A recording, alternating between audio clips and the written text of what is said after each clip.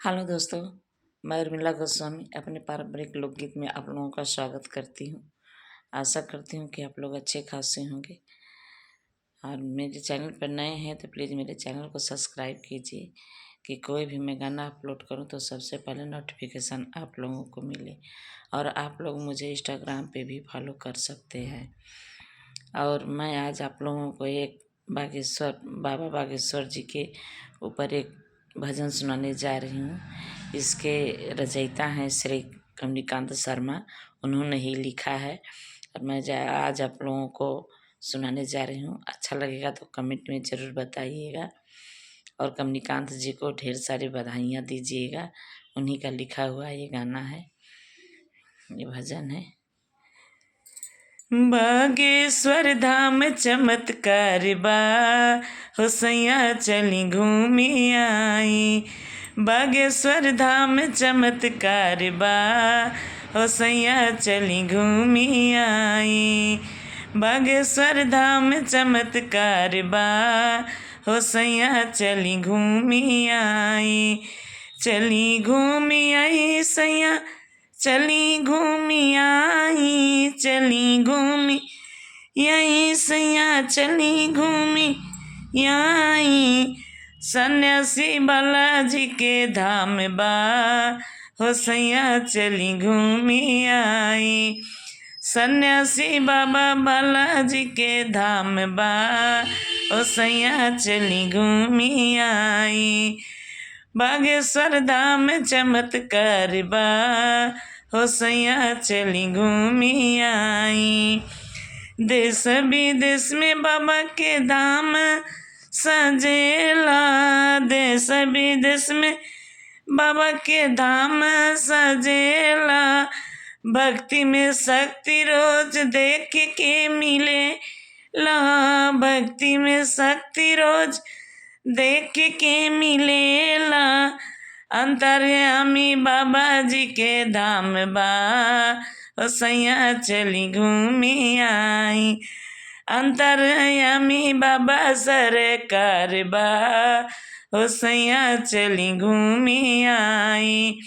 बागेश्वर धाम चमत्कार बा, हो सैया चली घूमी आई। चली घूमी आई सैया चली घूमी आई, चली घूमी यही सैया चली घूमी आई। सन्यासी बाबा जी के धाम बा, ओ सैया चली घूमी आई। सन्यासी बाबा जी के धाम बा, ओ सैया चली घूमी आई। वीर बजरंगी बैठे आसन लगाई के, वीर बजरंगी बैठे आसन लगाई के। पल भर में दुख के निवारण करेल। वीर बजरंगी बैठ आसन लगाई के, पल भर में दुख के निवारण करेल। जीवन सनातन के होत जय जयकार बा, हो सैया चली घूमी आई। सनातन के होत जय जयकार बा, हो सैया चली घूमी आई।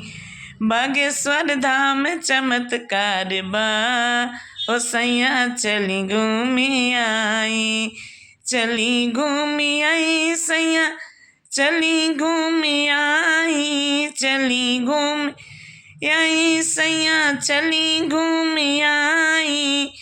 बाबा बागेश्वर जी के धाम बा, हो सैया चली घूमी आई। सन्यासी बाबा जी के धाम बा, हो सैया चली घूमी आई। जीवन के कष्ट बाबा पहले लिख देला, जीवन के कष्ट बाबा पहले लिख देले।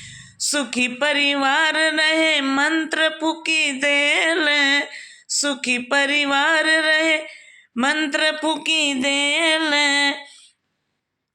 बाबा के चरण चारों धाम बा, बाबा के चरण चारों धाम बा, ओ सैया चली घूमी आई। बाबा के चरण चारों धाम बा, ओ सैया चली घूमी आई। बागेश्वर धाम चमत्कार बा, ओ सैया चली घूमी आई। बागेश्वर धाम चमत्कार बा, हो सैया चली घूमी आई। चली घूमी आई सैया चली घूमी आई, चली घूमी आई सैया चली घूमी आई। सन्यासी बाबा जी के धाम बा, हो सैया चली घूमी आई। सन्यासी बाबा जी के धाम बा, हो सैया चली घूमी आई। बोलो बागेश्वर महाराज की जय। भजन कैसा लगा कमेंट में ज़रूर बताइएगा।